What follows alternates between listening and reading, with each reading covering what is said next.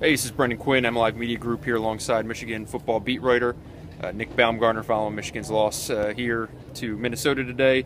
Nick, I hate to spin the broken record again because it's the same story after this now being the third loss of the year. I don't think it's a matter of the little things anymore. I think it's just it's a flawed team that just isn't very good. More than a flawed team, this is a bad team. Yeah, this is bad. You can spin that broken record all day long. We can do it next week and do it the week after that. It's a bad football team. It's poorly coached. It's not competitive. It's comfortable with losing, and this is not like anything anyone around here has ever seen. I don't think that was a historic loss. You know, first time in program history that they're sitting with 3 losses before October. They never lose to Minnesota. Yeah. And if they have, it's been on little, and they're just nowhere near competitive in any facet at this point. And I don't know how they turn it around. Right. That's the biggest problem. Is you look for answers. I don't know what they are, and that's the issue. Right. I mean, today was the step was made that people thought might be a spark, changing the quarterback. I mean, outside of doing things beyond that, you're running out of options in terms of things that could be new, be different, maybe light something under this team. When you look at the quarterback situation, where do you go from today? Well, I don't know. I mean, first I guess you got to ask yourself: is Shane Morris healthy? He stays in the game, limping around. That didn't look good. The fact that they left him in the thing. Polk was asked about it. He said he didn't see him in that bad a shape or whatever. That's an error on Michigan's sideline. They got to get him out of the football game. So he's hurt. It looks like he's carted off the field. So if he can't play, obviously it's Gardner. If he can play, if he's healthy enough to go, then hey, at this point, forget about what things look like. You just got to be able to field the best 11 you can, and if it looks bad that you went back to Gardner, who cares? Because at this point, you're not. There's no spin in anything. There's no polishing anything up. So you do what you got to do to win the football game. I didn't think switching quarterbacks was the answer to begin with. Right. So I would go back to Gardner, but I mean, that's easy to say now.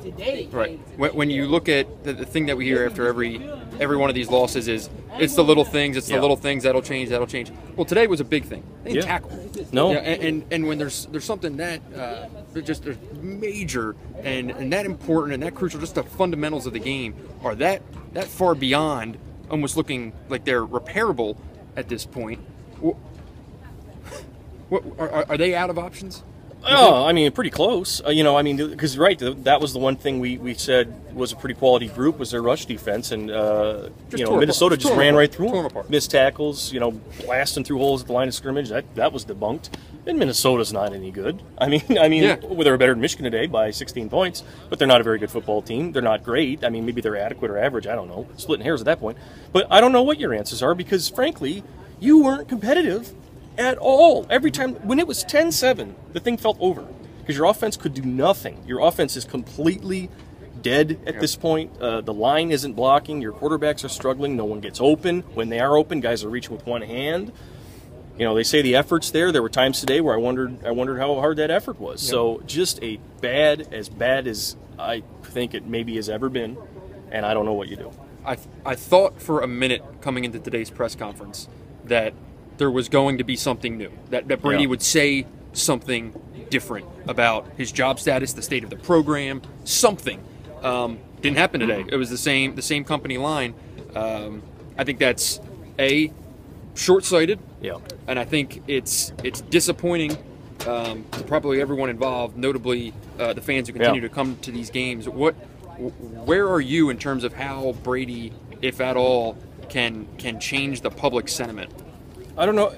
You got to win games, but how that happens with this team playing the way they are, I don't know. I mean, how do you prove anything otherwise other than the fact that they're just poorly coached and they're never ready to play a football game because they had a week to practice, just like Minnesota, just like everybody else, and they came out here and didn't look like they were ready to do anything. They didn't look like they were ready on defense, not on offense. I just don't think they're well coached, and I don't think they've been well coached for a long time. And now it's just completely spiraling out of control. Hey, folks, you got 7 more games here, and there's not one of them that you chalk up as a win. Yeah. They're going to have to fight their tails off and fix a lot of stuff really fast to just win one of these. So that's where they're at now, and that's a rough state. Bad and getting worse. Yeah. So that's the report here from Michigan Stadium. We'll be back on Monday from Brady's weekly press conference. We'll see if anything comes from that. Otherwise, for Nick, I'm Brendan. Thanks for watching.